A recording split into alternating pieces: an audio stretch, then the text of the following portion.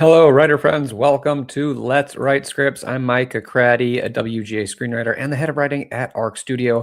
Arc Studio, of course, is the best screenwriting app in the world, and you can check it out at the link in the description or go to arcstudiopro.com if you're looking for a screenwriting software. What are we doing today? Well, today on Let's Write Scripts, we're going to be doing 3 timed writing sprints where you can work on your script or other creative project maybe, and depending on what you're working on. And then we'll be chatting in between the sprints about screenwriting, and I'll be answering screenwriting questions. We talk about how our writing's going. It's going to be fun. We're going to do some writing. We're going to talk about writing, maybe learn some stuff about writing. It's going to be a good time. Before we get into it, I want to know, where are you and what are you writing today? These are our standard questions. Love seeing people from all over the world tuning into Let's Write Scripts. So please let me know where you're joining from. Are you in America? Are you in a different country? Are you a different continent? And let me know, what are you writing today? And apologies if you can hear the dog barking right now. The mailman just showed up, and so my dog is losing his mind. Anyways, where are you and what are you writing today? Are you working on a feature? Are you working on a pilot? Are you working on a short film, a spec script? Anything else, please get into the chat and let me know. Yeah, and it's going to be a good time. And then, of course, we have our discussion question of the day. And the discussion question is like getting our brains kind of moving. You might not you probably weren't writing whatever you were doing before you tuned in. Maybe you just had lunch, maybe you're at work, maybe you were doing some chores or some errands or whatever it is. But there's a good chance that your brain might not be in like the creative writing space. So we have a discussion question to kind of start getting us thinking kind of in that direction. And today's question is, how do you break a story? How do you break a story? You might look at that, be like, why would I want to break my story? I want to fix it. So breaking a story, if you don't know the term, is basically just a term for figuring out all the beats of your story, figuring out basically what your story is, but kind of like beat by beat, basically all the things that are going to happen in your story. We call that breaking a story. And so this is kind of a question of like, how do you break a story? And this is, you kind of can answer this in 2 different ways. I think it's like, how do you break a story? And how does one in general break a story? So we're kind of talking a little bit about process, about creative process.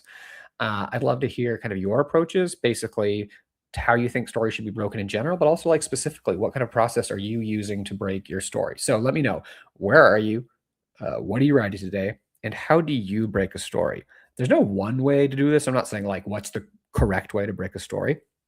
I think people have a lot of different processes, and like those processes actually can change over time too. I'm kind of currently breaking my story in a way that's a little different than I've done before, and I'll talk about it because I'm really kind of enjoying it so far.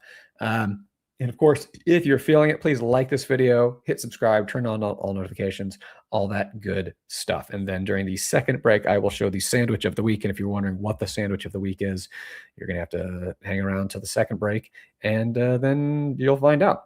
Welcome back to everyone. Also, last week we did 9 a.m. It was like a morning edition. And today we're back to our usual time of 1 p.m. So I'm glad at least some of you figured out all the time changes and are here. And it's going to be great. It's going to be great. 11 people in the chat. Yes, let's go. Let's do it. I mean, let's get that energy. Is this Jill in Memphis is finishing up a short film. Fantastic. Anya in New York, writing a feature film, set a deadline to finish it by TIFF, the Toronto International Film Festival, in September. Started writing it 3 years ago. Sometimes it can take a while. There can be a journey. And sometimes I know from my own writing, if I'm working on something for a long time, it doesn't necessarily mean I'm working on it nonstop. Sometimes there'll be like a 6-month gap where I'll just have like put it away for a minute. So these projects can take a while. Tessa in Studio City is editing a pilot. Anthea in Newark, Delaware, working on a rom-com based on existing IP, a YouTube short that you wrote and produced. Awesome. So your own IP. That's pretty cool. Sheila in sunny Chicagoland.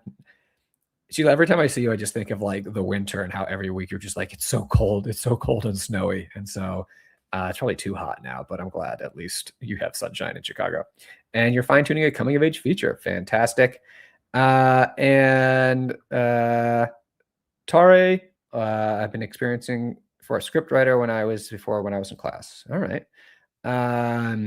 Shannon, the Valley, checking in. Hello, glad you're here.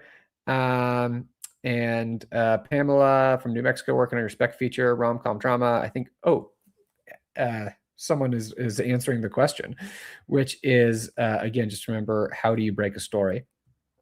And you are saying, break a story by figuring out my theme and what does I really want to say. Like, then I like to use Arc Studio Beats. Awesome, cool. Yeah, so Arc Studio, obviously, in the screenwriting software, has the beat feature where you can put your beats on the plot board and figure out your story. That's awesome.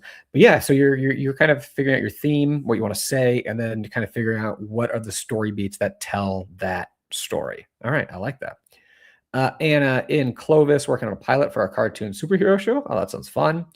Zoe's doing some free writing today, and Sheila. That's why we stay in Chicago for the summers. I would imagine Chicago. It would be like the spring and fall are probably pretty nice, but is the summer humid? Like, I'm such a California boy. I'm such a wuss. Like, I can't handle humidity in the summer or like snow in the winter. So there's like so many parts of the country and the world that are not good for me, just because I'm used to this like mild climate in California. But yeah, humidity. I remember I was visiting my brother in North Carolina a long time ago, and I just stepped outside and just instantly drenched in sweat. And then I think I found out that people actually in the South do take like multiple shirts like to work or something, or like there's the expectation that you're going to sweat through a shirt. And I'm just like, I can't. That sounds horrible. I can't do that. I can't do that. Shoko is finishing up a document sent to your composer today. Ooh, that's fun. As for the discussion question, just came in, didn't see it. Well, it is, how do you break a story? That is the discussion question. Hello, how am I today? Oh, that's very nice of you to ask. I'm doing pretty well. You know, I always have my like little, because I just had lunch, and I kind of have a little like energy dip after my lunch. And it's funny. It's like every Let's Write script, I'm like, oh man, I'm tired. This is gonna be tough. And then it starts, and I just get like a little boost of energy. So I'm doing pretty well. I've had a really good week of writing in the past week. I've been kind of, the couple weeks before that were not great. And it is just insane how much my mood is connected to how my writing is going. And I'll talk a little about that in a second, the sort of the process I've been going through. But I'm doing pretty well, and I appreciate that. Going back to the question of how to break a story, Anya saying like, Pam said, pick a theme, make sure every scene feeds into that theme. Simplify ideas, kill your darlings. To be honest, my partner's better at story and I bring it to life. Different skills. That's cool. I haven't done a ton of writing with a partner. But it is, I think it's really cool, like the synergy that you find when like two good people with complementary skills find each other. I think that's really awesome. Pam, sometimes I freehand story clock where I write the bigger beats in first, 12 p.m., 3 p.m., 6 p.m., 9 p.m. I need visuals. Okay, and then you like fill in the times in between. Interesting. I like that. I like that. Chris, how to break a story. For me, theme comes first. So a lot of people are talking about theme. That's awesome. As soon as I find a bunch of mechanisms to explore the theme, then I can look at ways to arrange them into something that resembles a story. Oh, that's awesome. Yeah, you know, it's so funny because like, I think I've always been afraid of the word theme. Like, it's always felt, yes, exactly, coming up with the beats of your story. Theme is something, a question, like it's always felt, the words always felt so abstract to me. So I always just kind of like think about theme just in other ways, just in terms of like, what's the story I'm trying to tell, or what is this about, which is like theme basically, but just, I don't like the word itself just intimidates me a little bit, so that like, I don't think of it that way. But like, I think that's really cool. Just my funny story is that I ran to get here and spilled my drink everywhere on the run. R.I.P. drink. Oh no, you're gonna be dehydrated during your writer. Guys, you got to stay hydrated during writing. I got my little like matcha green tea Trader Joe's thing here. And I also had a glass of water that I took out to refill and forgot to bring back in. So now I just have like, I'm also gonna be dehydrated. I have this much left. Maybe during a writing sprint, I'll run out and get my drink. All right, so how do you break a story? I just wanted to share a little bit about, oh, here's another question. Anna's got an answer. Usually break a story by looking at my character and seeing how I can push him to his limits and challenge his beliefs, or by taking a concept and seeing how I can explore its themes to the fullest. Fantastic. Yeah, that's really cool. So I'm kind of getting a little into the weeds with this, but I'm in LA to answer that question. I'm doing a rewrite of a feature, and it's kind of turned into a page one rewrite. So I've been basically completely re-breaking the story. And in that, I was struggling with it a little bit. I was kind of like losing my way. I kind of just kept coming up with different versions of the story in my head. Or like, oh, it could be this story. It could be this story, like 5 different versions. Finally, I kind of locked it down, partially because of like the theme stuff that people are talking about. I'm like, what exactly is the story that I want to tell? And there are a few kind of key choices that I need to make. And then the process I was using is I kind of did a lot of free writing and brainstorming and just like thinking about it. And I kind of came up with like I don't know, maybe like 8 things, character things, moments of the story. They're just like my cornerstones. And I wrote all of those on index card, like one on each index card. And I have a little board next to me of magnets with magnets on it. And I put up those kind of cards. And then I started kind of free writing more in depth about each one of those beats. What is this beat? And then in doing that, one card would turn into 4 cards, right? Because it's like, how are we actually going to do that? And then I kind of would do that for another of these other cards. I have this one card, let me turn it into 4 cards. So the story's filling out. My sort of cornerstone moments are becoming sequences of scenes. And then I have kind of a little bit of kind of my tent poles for the movie. And then I can kind of see like, okay, I have this thing, but there's a gap in between. What happens there? And then I have a card for that. And then I'm going to have to think of an idea, and then I expand on that, and that becomes 2 to 4 cards or something. So basically I'm starting with, 6 cards, 8 cards or something, and getting more and more kind of cards and just like filling up my story. And the really cool thing about that, it's also like I'm going back and like looking at a card and then being like, oh, let's change a little bit, replace that with a new card, that it incorporates another thought that I had. And so it's just sort of refining and building out the beats. And I'm kind of finishing up that process. And the next what I'm going to do is go into Arc Studio and fill the beat board with these beats that I've come up with, and then write my scenes. And that's kind of been the way I've been thinking, is sort of thinking broadly and then getting more specific on like, okay, I know this happens in this beat, like this, but that's just like one sentence. How does that actually happen? And in breaking those up into stories. So that's kind of been the process that I've been using. And I would show you, but my like handwriting is so bad, I'm not going to show you the board. But I just have all these cards with just like chicken scratch on them. And it's just kind of fun to watch them multiply, and build into a story. So that's kind of what I have been doing. We were talking about theme earlier, Pam. Yes, theme can be abstract. Maybe it's just a dynamic you've noticed in the world and life, or an injustice, and you want to highlight it. Yeah, that's great. I mean, a dynamic, a conflict. One way to look at theme is the sort of Hegelian dialectic, if I will, where it's basically a fancy way of saying that you have one idea that comes in conflict with another idea, and in that conflict, a third idea emerges. So it's called, you have the thesis, kind of the viewpoint of the movie, of your main character, the antithesis or the antithesis, which is basically maybe what the antagonist's world viewpoint is, like they're challenged. And neither of them are fully right, kind of.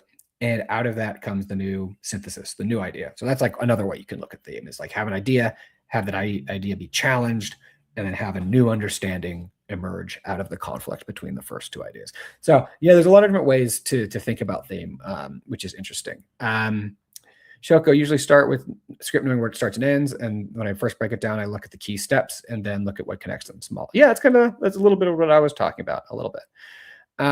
Christian, I'm always rebreaking my story, but always I'm struggling with all his lost beat, advice or tricks of the trade. I mean,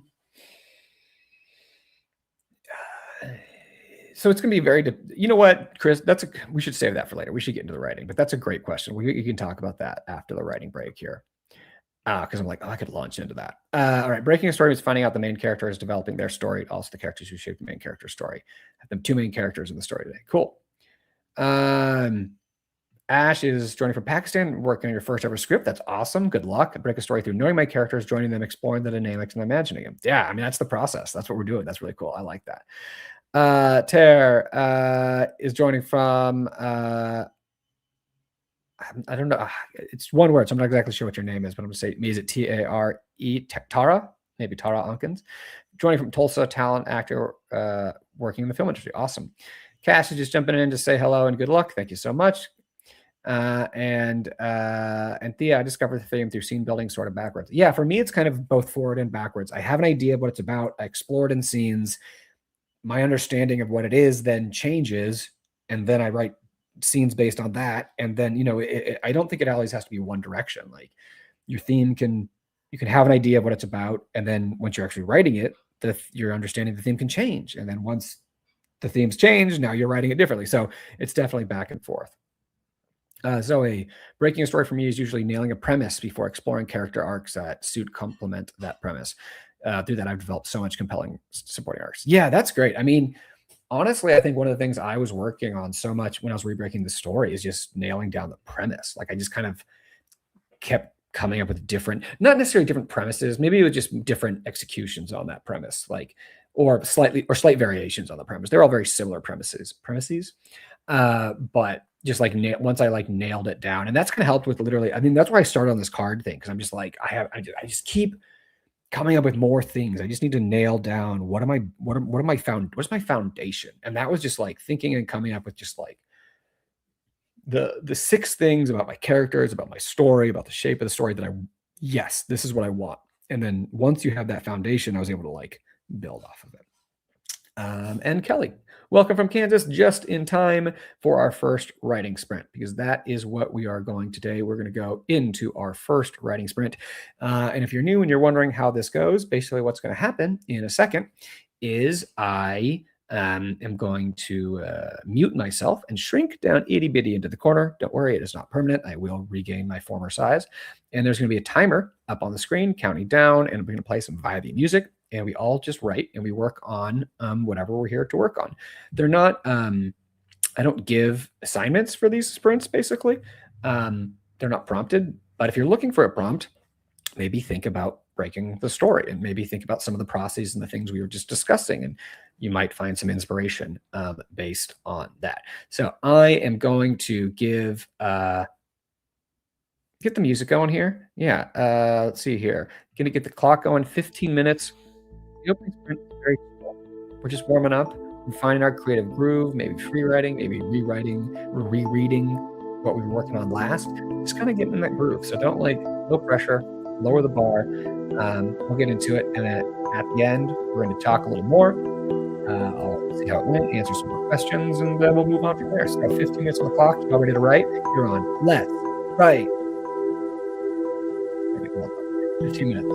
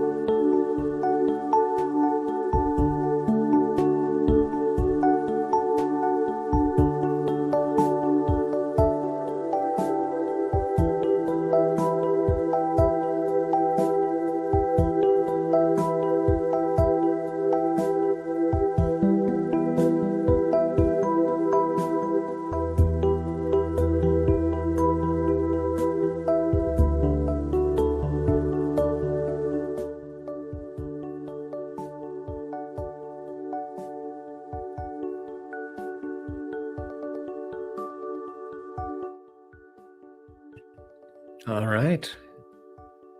And that brings us to the end of the first write sprint here on Let's Write Scripts. If you just joined during that write sprint, thank you so much for being here. So glad you're here. This is Let's Write Scripts, brought to you by Arc Studio Screenwriting Software, the best screenwriting software, I think, on the planet. You can check it out at arcstudiopro.com or at the link in the description below.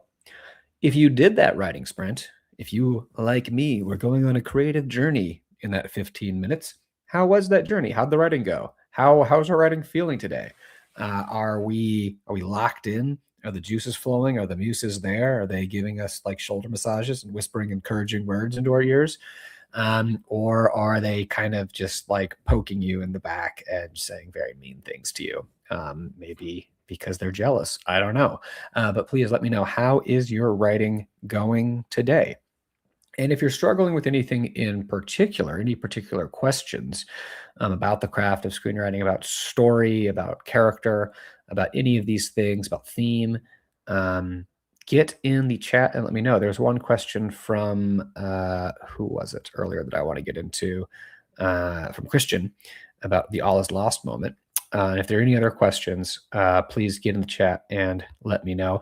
That went really well for me. It's kind of funny because we were talking about theme and what your story's about, like your character's journey and all that.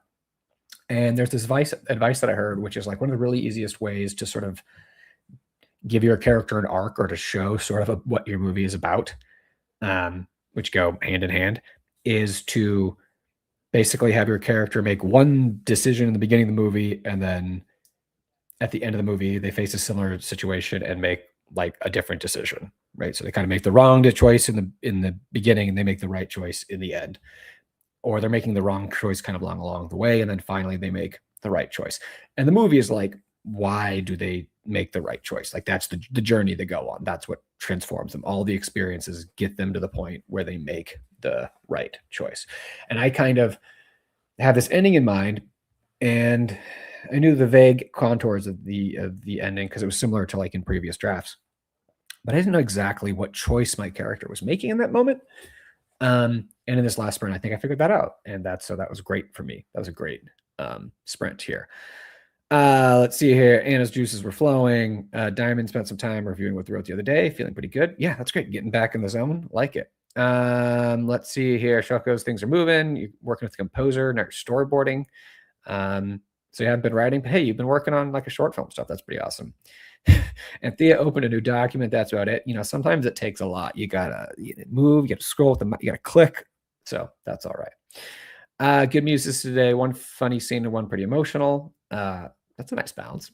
Pam, really great. Redid some beats from your midpoint to the end of the story. Give me a clear path to finishing your first shitty draft. The vomit draft, the bad first draft, the crappy first draft, all those things. Kelly, took me half the time to find my current draft. All right. Sometimes you got to get the process going. Chris was talking about, we were talking about story breaking process earlier. Chris was saying my process is start coarse and refined. It's really easy to make broad changes when there's small number of beats. Oh yeah, that's true. Yeah. I mean, when you have like 50 beats and then you're making changes, it feels like such a pain. But if you have like 5 beats, then it's easier to change totally. And then you add the layers of detail. Yeah, I like that. That's very similar to the process I was describing, where I'm starting with these kind of cornerstone beats and then like filling it out from there. Christian had this question earlier. I'm currently rebreaking my story, but as always, I'm struggling with the all is lost beat, advice, tricks of the trade. So I'm kind of thinking, when I heard this, I was sort of thinking about just in terms of what I'm writing right now, because like I think an all is lost moment can be it can be different depending on the kind of story you're writing. But there's this thing in storytelling, which is like the most crushing moments often happen after hopes have been raised, right? Where like you think the good things, like if bad things happen and you're used to bad things happening and then another bad thing happens that stinks, but it's not necessarily like crushing, right? But if you're used to bad things happening and then like you get your hopes up because you think a good thing's going to happen, but then a bad thing happens, that is crushing, right? So kind of thinking of it as like a positive before the negative can be very helpful in terms of the all is lost moment. One way that can manifest is that like maybe your character has something they want, right? And kind of midway or in the middle of the story, they kind of think they've got it, maybe, but they sort of cheated. They took a shortcut. They haven't like learned their lesson yet. They haven't actually got it, but they kind of thought that they're all good now. Everything's fine. And then it is cruelly ripped away from them. Often could be because of their own action, because of themselves, because they're demonstrating they haven't actually grown in the way they need to over the course of your story. So they have some issue. They need to grow. Basically, this is right. There's the thing they want, the character wants, and then there's the thing the character actually needs to go through, right? The want versus the need. I want to win the championship. I need to learn to believe in myself or something like that, right? So you have some moment where you think they're going to get what they want without actually learning their lesson, without going through the growth. And so they're there, and then it turns out, nope, because you haven't learned your lesson, it's all gone away, kind of. And then after that low point, they have to rebuild, pick themselves up, and finally kind of learn their lesson. So that's one way to think about your all is lost moment. That could help. And we were talking about theme earlier. Theme is alchemy. 2.5 years in, I realized the story I started was not the one I wanted to tell. Dark Night of the Soul. Spent months re-breaking the story. Found out what I actually care about. Yeah, I mean, that is so rough. I'm glad you did that, because it is so hard when you're 2.5 years into a thing to realize that it's wrong. It's just the hours, the sweat, the tears, just the work that you put in, and the knowledge that you just have to do it all over again. And that's very hard. And I get that. I mean, I kind of had a smaller version of that with this, because like with my second draft, I was not planning on doing a page one rewrite of this thing. I thought it was gonna be a smaller rewrite, and then I just more and more thinking about it, being like, oh man, this thing I need to start over, basically. And the thing is, you're not starting completely over, because you're taking all the lessons you learned and you're taking some moments from the script. And so it's like, you're never starting completely over, but it's still a ton of work. But I think there are a couple things of encouragement in there that you can say. One is, it feels like the initial effort was a waste because you're starting over. I don't think that's true. I think that's part of the process. I don't think you'd ever get to the good thing if you hadn't gone through the wrong thing. Like, sometimes you have to see it not working. You have to see what your actual story is. So if you're in that situation where you have to like do a rewrite, like a page one rewrite, and you're like, oh my gosh, I just wasted so much time on this other version. It wasn't wasted time. It was part of the process that got you to the right answer. So try to think of it in that way. It's hard to think of it that way in the moment. I know, believe me. I'm not trying to like be all sunshine and rainbows here. It sucks.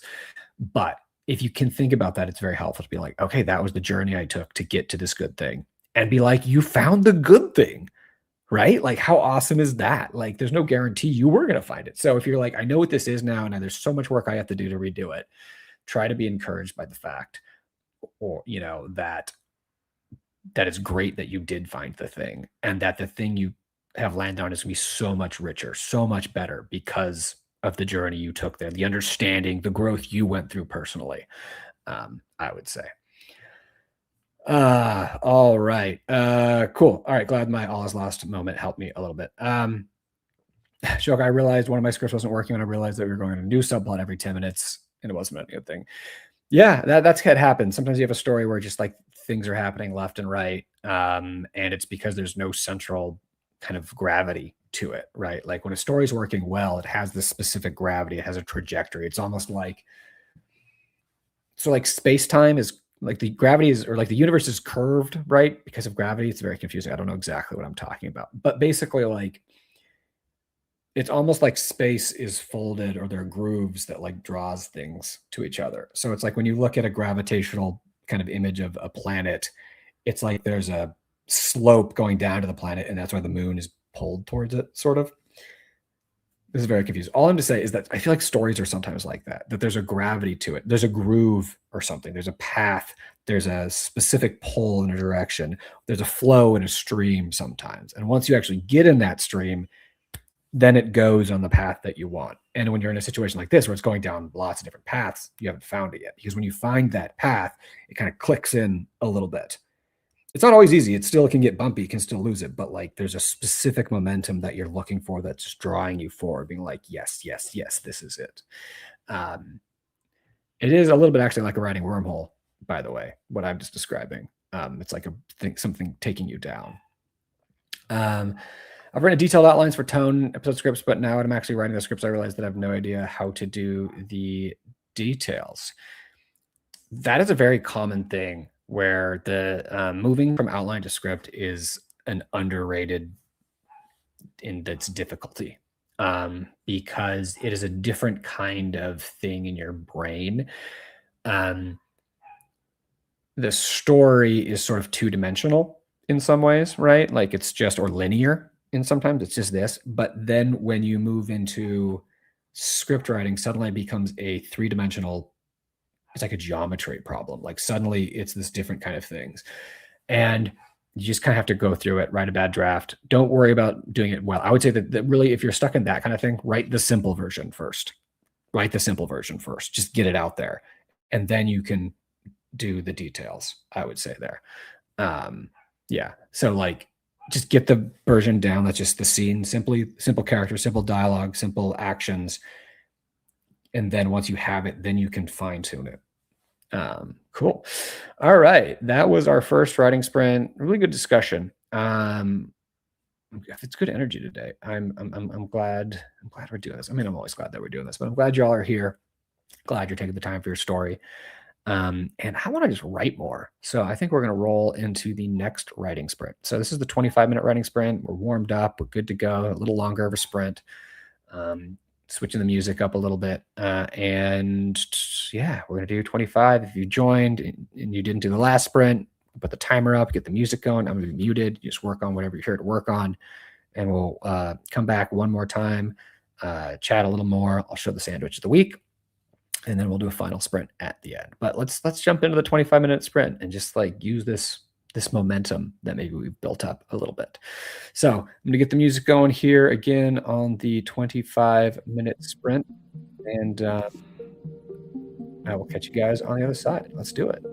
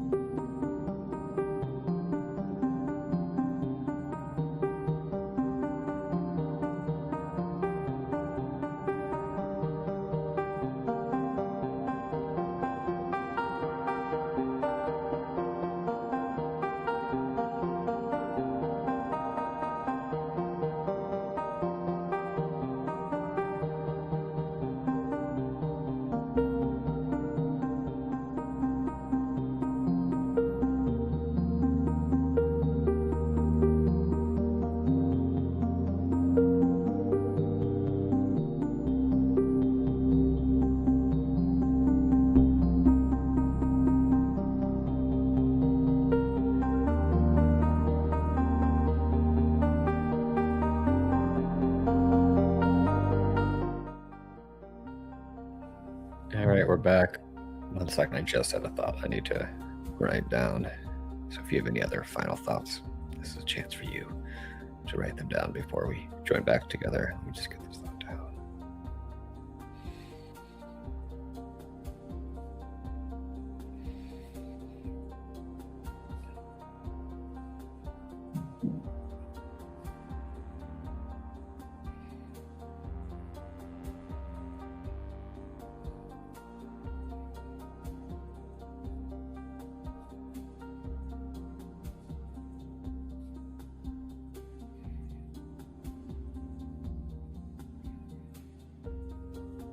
There it is. Awesome. All right. Apologies. Well, not actually no apologies. If you have a good idea, you gotta get it down. You gotta chase that idea, even if the sprints end. The timer's not in charge of us. We're in charge of our own writing. Anyways, this is Let's Write Scripts. If you joined during that writing sprint, so glad to have you here. It's a weekly live stream writing show where we do timed writing sprints and talk about screenwriting, and I answer screenwriting questions during the break. Yeah, it's pretty awesome. Great time to learn, hang out with the writers, and make progress on your script, and just kind of have like a dedicated time for that. Speaking of dedicated times, how did that dedicated time go? How did that sprint go for you? The 25-minute writing sprint, usually my favorite sprint.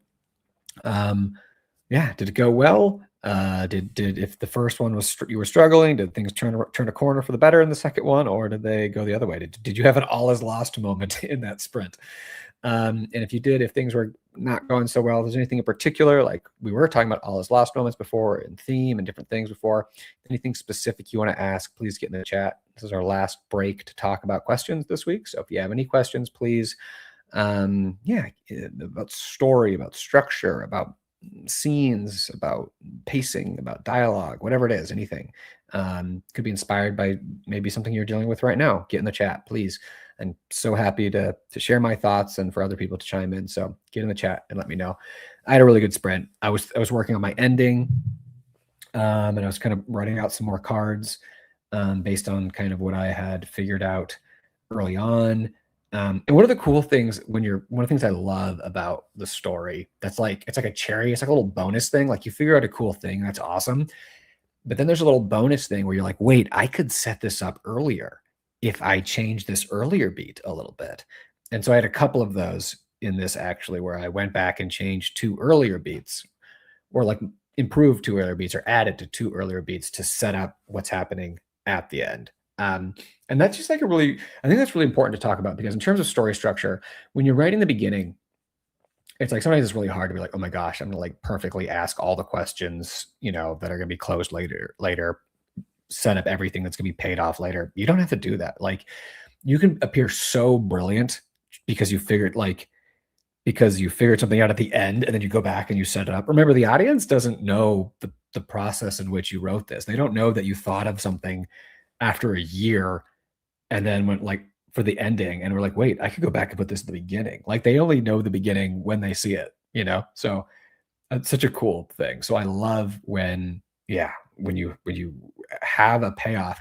Like oftentimes it makes sense that if you're doing setups and payoffs, that you'd think of the setup and then think of the payoff. But sometimes you think of the payoff first and then you go back and write the setup and you're like, I appear to be smart now. It looks like I knew what I was doing the entire time when I just figured that out backwards. So that's really cool.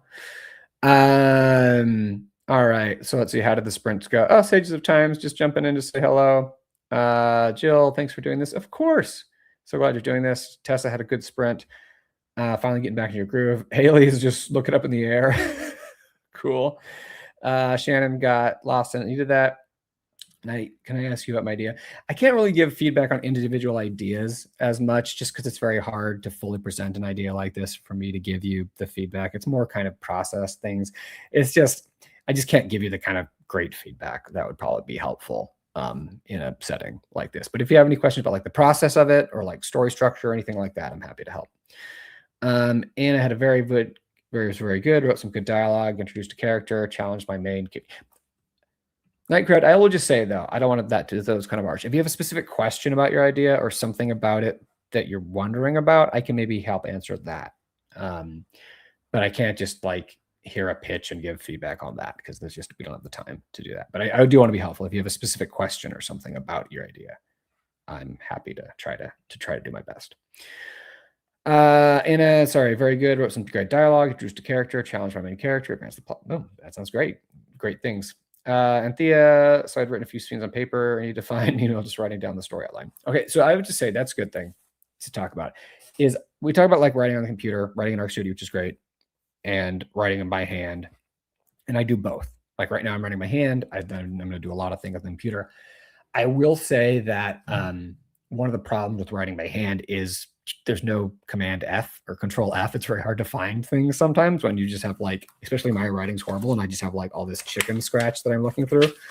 So that's kind of one of the reasons why I started kind of doing cards as I'm writing. So like I'll be writing by hand a bunch of ideas. And then once I kind of finish working on a section, I'll go back and then take the big ideas from there that I want to remember and write those on the cards and then put them on my board so that I kind of have them in an easier to find manner, because it can be hard to find things that you've done if you're writing by hand. Because again, there's no Command F. There's no find function for handwriting. Let's see here. That's great. Nightcrawler, this happened to me. I had a revelation about a character's final moments, which set up why he's an a-hole throughout the story. Yeah, I love those moments when you're just like, you figure something out at the end and then you're just like, oh my goodness, like I can set this up and now it appears like my whole story makes sense. That's awesome. I'm glad you had that moment. Pamela had another great sprint. Kelly, I'm having an all is lost day. Trying to find an elegant way to inform the reader of some info that's important.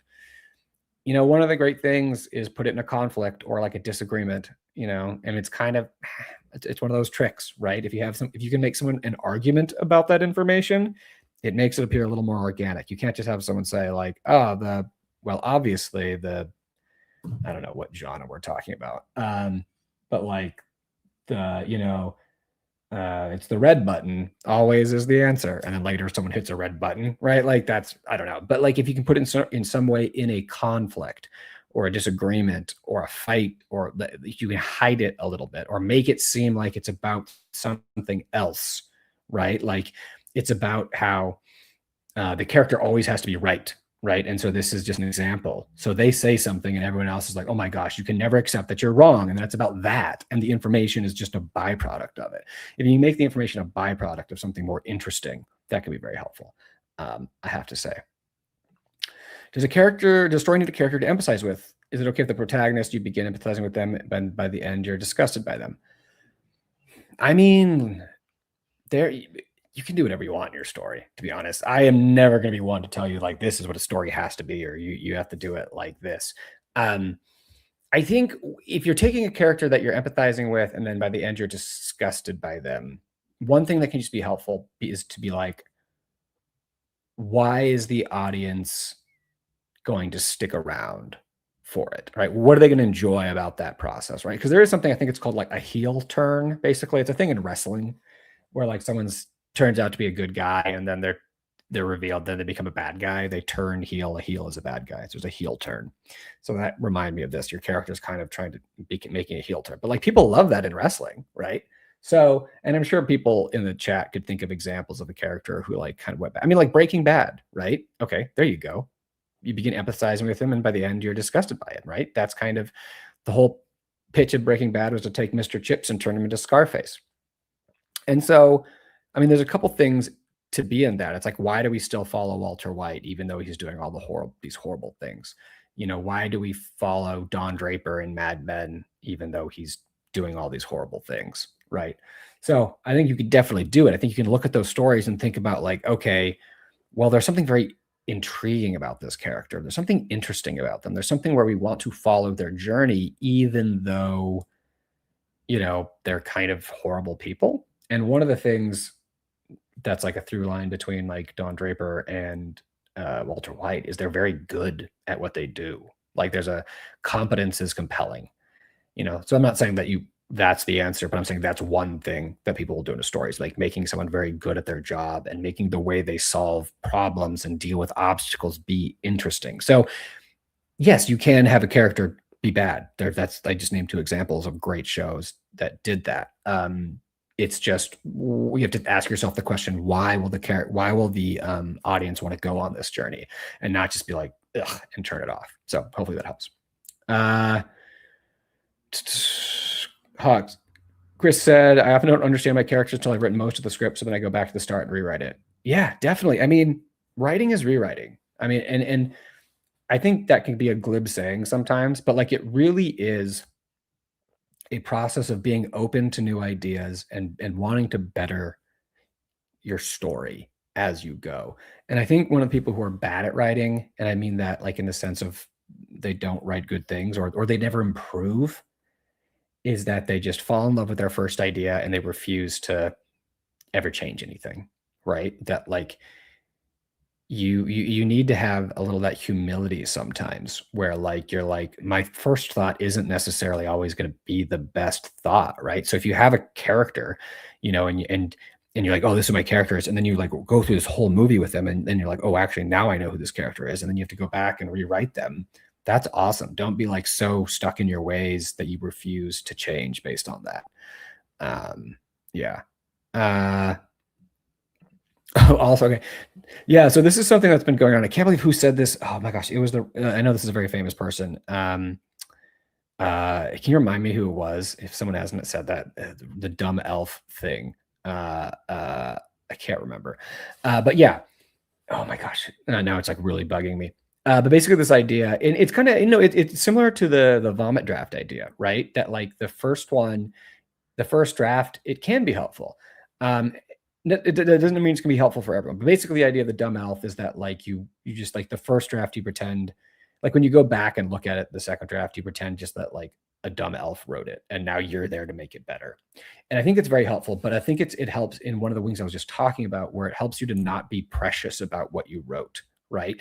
Because if you're rewriting something and you just think that a dumb elf wrote it, then you're not going to feel defensive about changing the things if you have a better idea. So it can be very helpful especially if you're a writer that has trouble killing your darlings, as we'll say, or like changing things because you've fallen in love with them, even though you know it's not working anymore. Pretending that a dumb elf wrote the draft and you're going to make it better can be very helpful.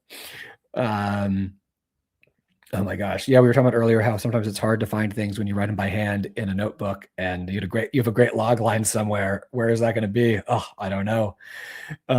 That's great. Thank you. Would you say Bear and Obsession as a heel turn in his arc? I actually haven't seen Obsession yet. I haven't been to the movies yet, so I haven't seen it yet, but maybe someone else could say. They're so confident. Don Draper has moments of humanity and chivalry and brilliance, but he's also helplessly trapped in the image of masculinity that he projects to himself. Yeah, he cannot escape from this thing. Definitely. All right, so here we go. So difficult to know when to stop redrafting. It is. I mean, some of that comes with time, but I always say like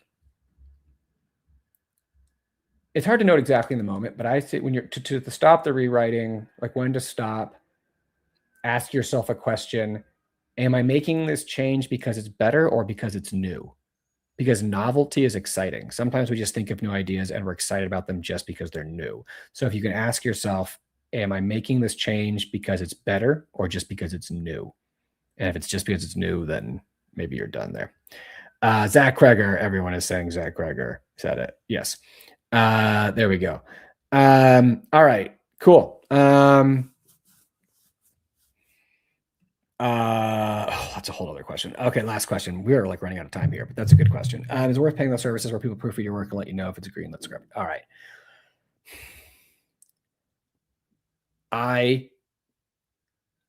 So it's hard for me to answer this question because like whether it's worth anything that you have to pay for, whether it's worth it depends on your financial situation, I will say. And I can't answer that for you. I will say the whole thing about being greenlit, like that I would not pay for someone to tell you whether it's going to be made or not. But like paying for feedback and notes, I would say first exhaust all free resources. And I mentioned this new website called StoryPeer, which I'm not associated with in any way, but it's people give notes on each other's work. And if you give notes on other people's work, you earn credits to then get notes back on your own work. Things like that. Writers groups, I would exhaust all of that stuff first. Feedback is good from other people, but other people telling you whether your work is going to be greenlit or like how marketable and anything that has to do with like selling it, people prey on your dreams, and so I would not give them money for that. Yeah, no, this is free service of Arc Studio. Don't worry, you don't need to donate. I'm happy to. I love talking about this stuff. I love helping, and it's not just it's beneficial for everyone. All right, cool. We are like at the end, so we're just gonna do a very short sprint here. I think maybe we're just gonna do 10 minutes just to end.